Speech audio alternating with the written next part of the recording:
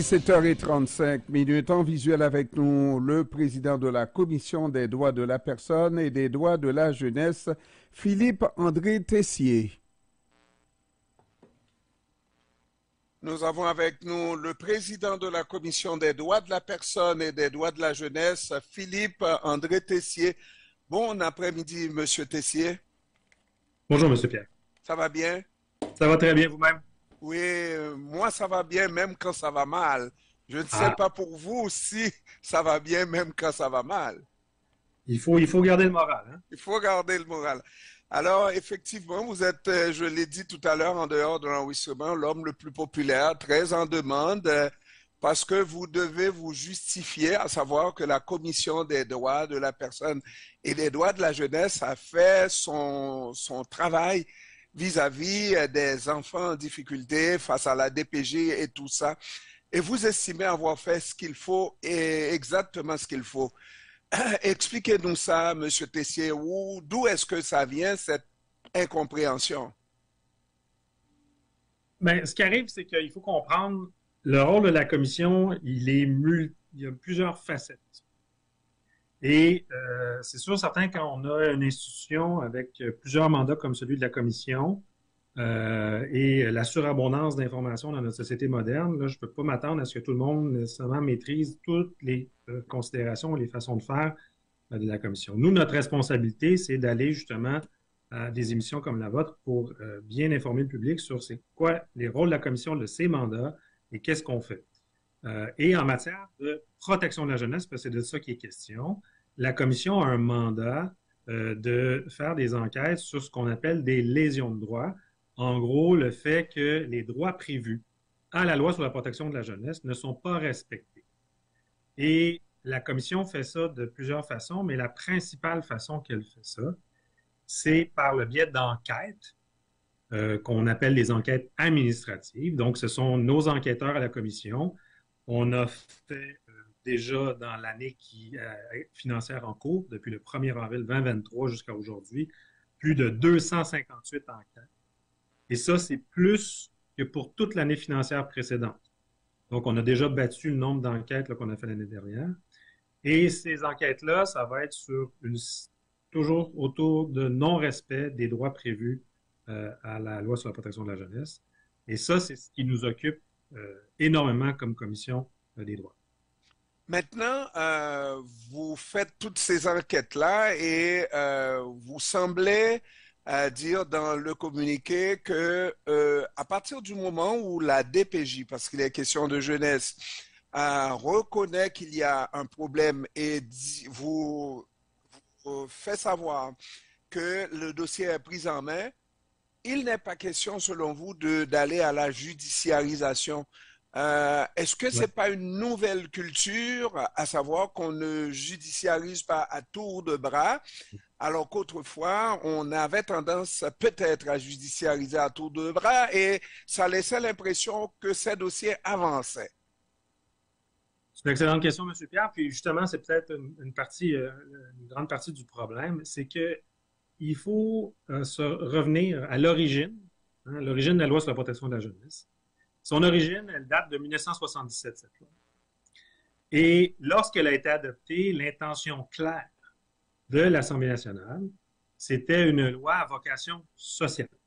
C'est pour ça qu'on a créé les directions de la protection de la jeunesse, des entités administratives qui sont dans le réseau de santé du Québec, qui ont pour but de venir protéger les enfants lorsqu'il y a des motifs de compromission.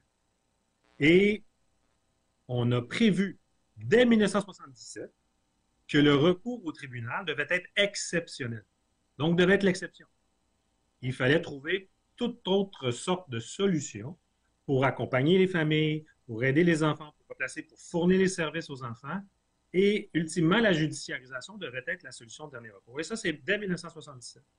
Et à travers le temps, ce qui est arrivé, c'est qu'on a assisté, et ça d'ailleurs, le rapport de Mme Régine Laurent, présidente de la commission spéciale, il y a un chapitre exactement sur cet élément-là. Et Mme Laurent disait en toutes lettres, dans son rapport, la surjudiciarisation est un problème. Donc, et le rapport date déjà d'une couple d'années, mais quand même, donc assez récent, faisait le même constat que d'autres rapports avant elle, qui disaient il y a une trop forte tendance, en protection de la jeunesse, à recourir au tribunal. Et donc, nous, à travers ça, notre rôle, et c'est pour ça que je vous parlais de nos enquêtes, nous, on voit et on considère que dans l'esprit et dans le respect de l'esprit et même de la lettre de la loi sur la protection de la jeunesse, de faire ces enquêtes-là sans recourir de façon systématique au tribunal, c'est dans le meilleur intérêt des enfants, parce que qui dit aller au tribunal, il s'agit d'expériences qui ne sont pas toujours évidentes pour des familles et des enfants, et ça ne c'est pas toujours quelque chose qui est dans leur meilleur intérêt. Il faut le réserver pour ces cas qui le justifient, qui le méritent vraiment. Et je vous assure, il y en a malheureusement amplement pour occuper tous les juges de la Chambre de la jeunesse et les avocats qui plaident à tous les jours. Et comprenez bien ce que je vais essayer de vous faire comprendre. Vous êtes la direction de la protection de la jeunesse, la direction de la protection de des droits de la jeunesse. Vous Oui. protégez les droits de la jeunesse. Vous protégez les droits des personnes également. Et parmi les personnes, il se trouve des parents dont le droit, jusqu'à un certain point, c'est d'avoir avec eux les enfants, à élever leurs enfants.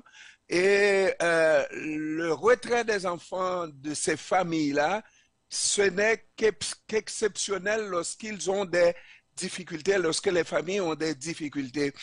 Est-ce qu'il n'y a pas éventuellement un conflit entre celui qui voit aux droits des personnes, n'est-ce pas, les parents, et aux droits des enfants également? Vous voyez à ces deux droits-là, alors que la direction de la protection de la jeunesse défend uniquement les jeunes, quelquefois les jeunes contre leurs parents? Euh, c'est une vaste question, mais il faut comprendre que l'intérêt de l'enfant doit être compris dans sa globalité. L'intérêt de l'enfant, il n'est pas isolé du droit des parents. Parce qu'évidemment, et ça, c'est un principe important en droit de la jeunesse, euh, et on appelle ça la continuité. Donc, la meilleure solution et celle qui est tout le temps recherchée, qui est la première solution, c'est le maintien des enfants avec leurs parents. Parce que, ultimement, la loi de la protection de la jeunesse, je vous le disais tout à l'heure, c'est une loi d'exception. Hein? Ça vise moins de 2 des enfants au Québec. C'est encore trop, il faudrait que ça s'en vise encore moins. Parce que c'est quand l'État intervient dans la dynamique familiale, pour toutes sortes de raisons. Et ce sont, pour la plupart du temps, des raisons assez tragiques. Alors, ce qu'il faut, et c'est ce que, encore là, notre commission travaille, ce sur quoi on travaille, ce que le rapport de la commission Laurent aussi disait, c'est qu'il faut éviter des signalements qui sont non nécessaires. Donc, des fois, on va passer à travers la DPJ, on va signaler des cas qui ne sont pas véritablement des cas de problématiques de protection de la jeunesse, mais qui sont, par exemple, des problématiques d'accès à des services. Et ça, ben, c'est là où ce travail-là en prévention en amont, il est essentiel, parce qu'encore une fois, il participe à cette logique-là, à cette philosophie-là de déjudiciarisation, qui est un principe essentiel dans la LPJ, mais qui est aussi maintenant appliqué dans tous les domaines du droit. On le voit même en justice criminelle, on le voit en justice administrative, on le voit dans tous les secteurs du droit. Les méthodes alternatives de règlement de conflits, les médiations, les conciliations, les autres formes de règlement hors cours sont vraiment mis de l'avant dans l'ensemble du système de justice. Et ça, c'est encore plus vrai aujourd'hui que ce l'était en 1977. Donc, dans l'ensemble de ces considérations-là, le rôle des parents continue à être un rôle essentiel. Et pour nous, une des considérations qu'il faut aussi bien rappeler, c'est que, et ça, je dirais que c'est un des atouts, une des clés de la commission, c'est que justement, comme on regarde l'intérêt de l'enfant et l'intérêt de l'enfant comme personne, comme sujet de droit, hein, donc quand on dit les droits de la personne, bien, ça inclut les droits des enfants, parce que les enfants sont des personnes, et ils ont des droits, ils sont titulaires de droits. Le droit à la sécurité, le droit à l'amour de leur famille, le droit à l'éducation, le droit à la santé. Donc, tous ces droits-là, les enfants les ont. Ils sont prévus à notre Charte québécoise des droits et libertés. En plus de certains de ces droits-là qui sont prévus à la loi sur la protection de la jeunesse. Donc, c'est l'ensemble de ces responsabilités-là qui mobilisent la commission. Puis nous, ben, ces regards-là croisés, on pense que justement, au contraire, ça va dans l'intérêt de l'enfant. C'est, à ma connaissance, la première fois qu'il y a une collision comme ça entre, j'appelle ça une collision, une incompréhension Oui, entre la direction de la protection de la la jeunesse, on va le dire comme ça. Mais c'est surtout des plaignants hein, qui pensent Oui. que la Commission des droits ne va pas suffisamment fort avec la direction de la protection pour faire en sorte que les dossiers avancent. Est-ce qu'on ne doit pas, parce que moi j'ai déjà rencontré des gens au niveau de la direction de la protection de la jeunesse qui m'ont déjà dit, oh, dès que Maître Pierre est là, il vient pour faire en sorte que l'enfant revienne dans sa famille de base. Ben oui, c'est pour ça que je suis là. Mais vous devriez être là également pour ça. Pas parce que vous êtes travailleur social, pas parce que vous représentez la direction de la protection de la jeunesse que ça devrait être le contraire. Est-ce qu'il n'y a pas une incompréhension dans les rôles qu'on joue, qu'on est amené à jouer dans la vie des enfants du Québec qui sont sujets de droit, mais qui sont sous le contrôle de la protection de la jeunesse? Donc, la question est encore une fois très importante, c'est que les critiques qui ont été entendues, ce ne sont pas des critiques qui émanent d'ailleurs de la direction de la protection de la jeunesse, comme Non. vous l'avez dit, ce sont des critiques qui viennent de certains des acteurs qui œuvrent dans le milieu de la protection de la jeunesse, tant des familles d'accueil ou des gens qui ont été dans le système de protection de la jeunesse. Et la critique, c'est de dire la commission devrait être encore plus incisive envers les DPJ. Mais c'est pour ça, et c'est là où vous parlez là, du nombre d'enquêtes qu'on lance, c'est pour ça que je vous parle du fait aujourd'hui, puis on a un communiqué de presse que vous avez bien reçu. Nous avons déclenché une enquête à l'échelle du Québec sur les délais déraisonnables en matière de protection de la jeunesse pour obtenir les services, notamment pour ce qui est de l'application des mesures. Quand on parle de l'application des mesures, en gros, c'est lorsqu'un enfant a besoin d'un service de psychologue, a besoin d'un service de travailleur social. Mm. Et les délais sont trop longs. Et ça cause des problèmes. Ça cause des problèmes au sein des familles parce que les enfants n'ont pas le soutien dont ils ont besoin pour accomplir leur plein potentiel. Et là, c'est sûr qu'à ce moment-là, nous, on intervient et on enquête sur la DPJ. Donc, nous, la DPJ, là, c'est dans le jargon, là, c'est les mises en cause. C'est ceux sur qui on enquête. Et donc, nous, on est dans cette posture-là, mais ultimement, ce qu'on souhaite, parce que c'est dans l'intérêt de tout le monde, puis la DPJ a le même principe, c'est le principe cardinal de la LPJ, c'est l'intérêt de l'enfant. Tant les juges en chambre de la jeunesse que les directeurs de la protection de la jeunesse, que la commission, on a les trois le même critère, c'est l'intérêt de l'enfant. Et ce qu'il faut, c'est que nos recommandations, lorsqu'on les fait, elles ont pour finalité d'améliorer le système, de donner des solutions aux directions de la protection de la jeunesse pour mieux rendre les services. Et je vous donne un exemple très concret de ça.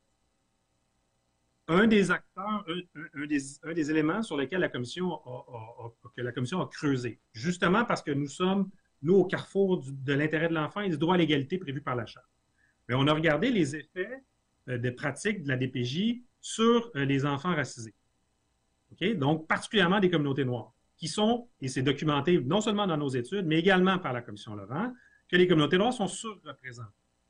Et donc, on a constaté qu'il y avait 9,6 % des enfants dont le signalement était retenu, donc mon signalement était retenu, alors qu'il compte pour uniquement 6,5 % de l'ensemble des enfants âgés de 0 à 17 ans. Okay? Et à Montréal, le taux de surreprésentation était encore plus important, c'était 29,6 %, alors que les enfants de la communauté noire, c'est 14,5 % de la population. Donc, c'était du simple au double.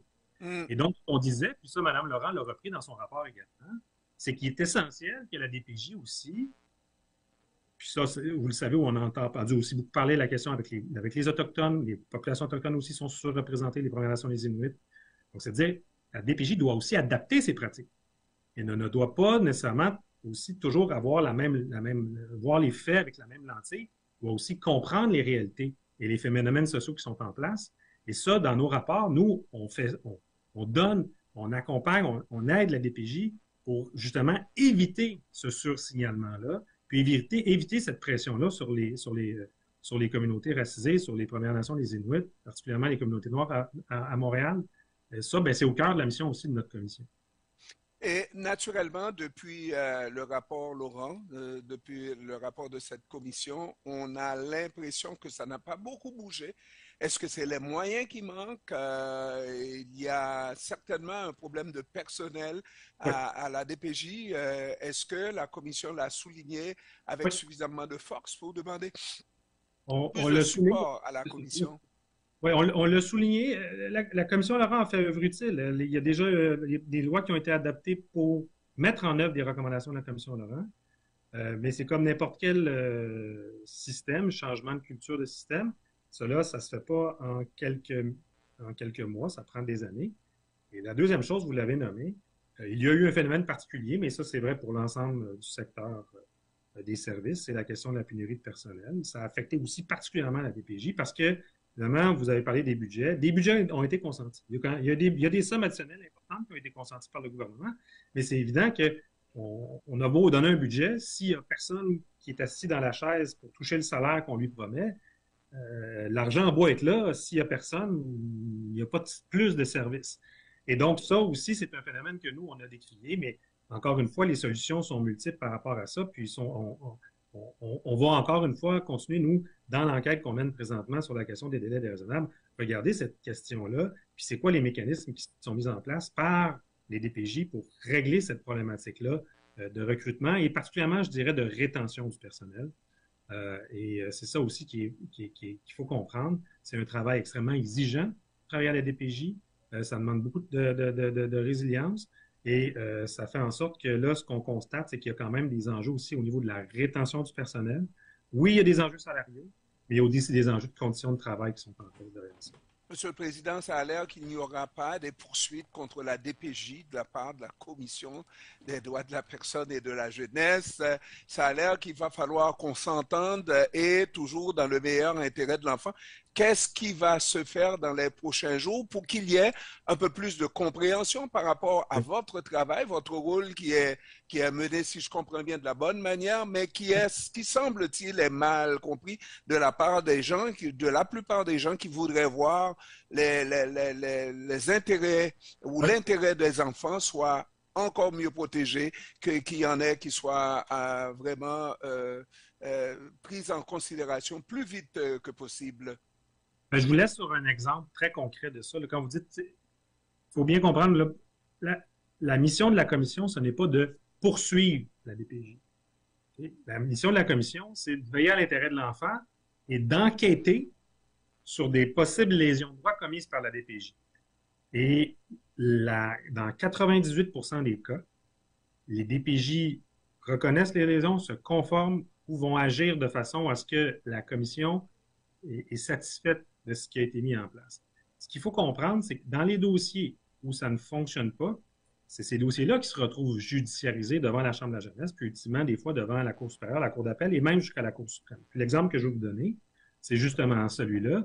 Le mois prochain, la commission est devant la Cour suprême du Canada contre une DPJ par rapport à l'interprétation des pouvoirs donnés à la Chambre de la jeunesse. Parce que la commission, nous, on prend comme position, il s'agit ici de salles d'isolement dont on parle, on prend une position à l'effet que le juge de la Chambre de la jeunesse a le pouvoir d'ordonner des correctifs qu'on appelle de nature systémique à la DPJ, à l'établissement, pour corriger une situation de lésion de droit par rapport à des salles d'isolement. Et la position de la DPJ, c'est que le juge n'a pas ce pouvoir-là en vertu de la loi sur la protection de la jeunesse et qu'il doit juger au cas par cas. Et nous, on est en désaccord avec ça. Et ce désaccord-là, il a été plaidé en Cour supérieure, en Cour d'appel du Québec, et là, il va être plaidé en Cour suprême du Canada par la Commission contre la DPJ. Et je vous donne cet exemple-là pour vous dire que quand il le faut, la Commission prend les recours légaux nécessaires pour assurer l'intérêt de l'enfant, mais je le répète, et je veux que les gens le comprennent bien, parce qu'il n'est pas question de faire... On ne va pas commencer à raconter n'importe quoi aux gens, il faut que les gens comprennent bien. Ces recours-là sont quand même l'exception, parce que dans la majorité des cas, on est capable de trouver des solutions et des ententes et de faire des recommandations qui sont applicables par les DPJ. Philippe-André Tessier, le président de la Commission des droits de la personne et de la jeunesse. Je vous remercie, Monsieur le Président, d'avoir pris du temps de nous expliquer la problématique. Merci beaucoup et à la prochaine. Merci, M. Pierre. À bientôt. À bientôt. Au revoir. Salut. Bonne journée à vous.